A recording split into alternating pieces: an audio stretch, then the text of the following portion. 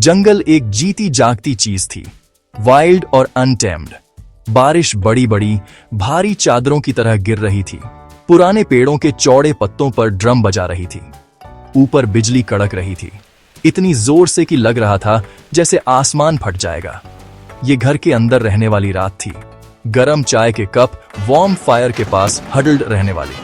लेकिन विवेक और रिया के लिए ये एडवेंचर के लिए परफेक्ट रात थी। वे कुछ ऐसा ढूंढ रहे थे जो समय के साथ खो गया था। एक मंदिर जिसके बारे में फुसफुसाहटों में बात की जाती थी, एक ऐसी जगह जिसे 300 साल से शापित कहा जाता था।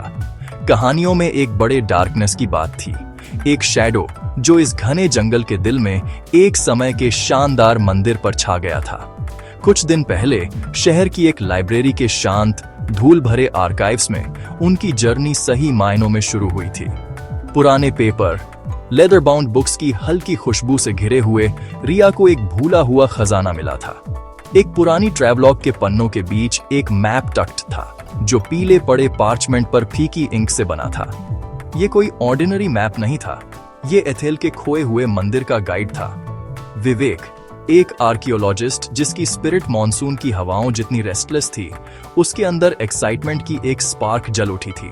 उसकी उंगलियों ने डेलिकेट लाइंस को ट्रेस किया, उसकी आंखों ने एंशिएंट स्क्रिप्ट को पढ़ा। ये सिर्फ एक डिस्कवरी से बढ़कर था, ये एक कॉलिंग थी, पास्ट से एक खिंचाव जिसे न तो वो और न ही रिया इग्नोर कर सकते थे। उनका डिसीजन एक पल में हो गया था। रिया, एक व्लॉगर जिसका कैमरा उसकी कांस्टेंट कंपेनियन था, उसने अपनी आंखों के सामने एक लाइफ टाइम की स्टोरी अनफोल्डिंग देखी। उसने अननोन को कैप्चर करने, इस ग्रैंड क्वेस्ट को दुनिया के साथ शेयर करने का थ्रिल इमेजिन किया। विवेक दूसरी तरफ एक गहरी भूख से प्रेरित था, समझने की इच्छा। वो हिस्ट्री के पत्थरों को छूना चाहता था, उन लोगों की फुसफुसाहट सुनना चाहता था जो पहले आए थे, और उस शाप के मिस्ट्री को सुलझाना चाहता था जिसने सदियों से मंदिर को खामोशी में ढक रखा था। उन्होंने अपने गियर को अर्जेंट पर्पस के साथ पैक किया। उनके दिल डर और बेकाबू एंटीसिपेशन के मिक्सचर से धड़क रहे थे। मैप उनका गाइड था, लेकिन जंगल उनका असली टेस्ट था। जो रास्ता उसने दिखाया था वो बहुत पहले ही चला गया था। जंगल की अनस्टॉपेबल हरियाली से निगल लिया गया था।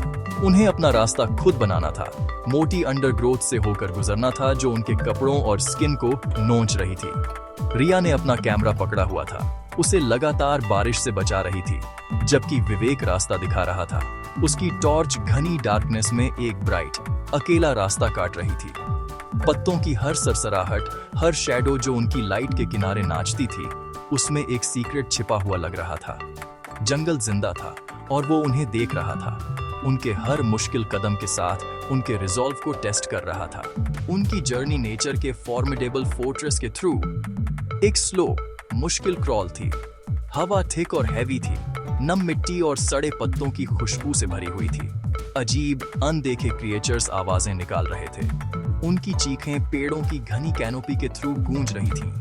विवेक और रिया सावधानी से आगे बढ़ रहे थे, उनके बूट्स सॉफ्ट, मडी ग्राउंड में धंस रहे थे। मैप उन्हें एक सीधी चट्टान के पास ले गया, पत्थर की एक दीवार जिसने उनका रास्ता पूरी तरह से ब्लॉक कर दिया था। डिसअपॉइंटमेंट अंदर घुसने लगी, एक ठंडी फीलिंग जो बारिश की नमी के साथ मिल रही थी। लेकिन विवेक, जो हमेशा आर्कियोलॉजिस्ट था, उसने कुछ नोटिस किया।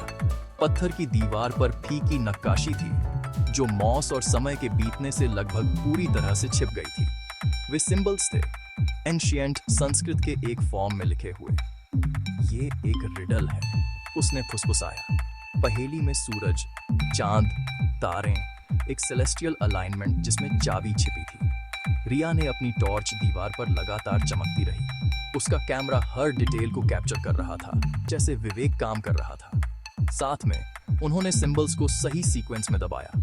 उनके हाथ एंशिएंट पत्थर के खिलाफ एक साइलेंट, कोऑर्डिनेटेड डांस में चल रहे थे। एक पल के लिए कुछ नहीं हुआ, जंगल शांत रहा, सिवाय बारिश की लगातार ड्रमिंग के। फिर एक धीमी पीसने वाली आवाज के साथ पत्थर की दीवार का एक सेक्शन हिलने लगा। ये साइड में खिसका, एक गहरा खुला हुआ मुंह दिखाया, एक छिपी हुई गुफा।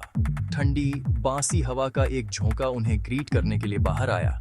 अपने साथ धूल और भूले हुए युगों की खुशबू लेकर। एंट्रेंस मॉस लटकती बेलें के एक मोटे पर्दे से ढका हुआ था।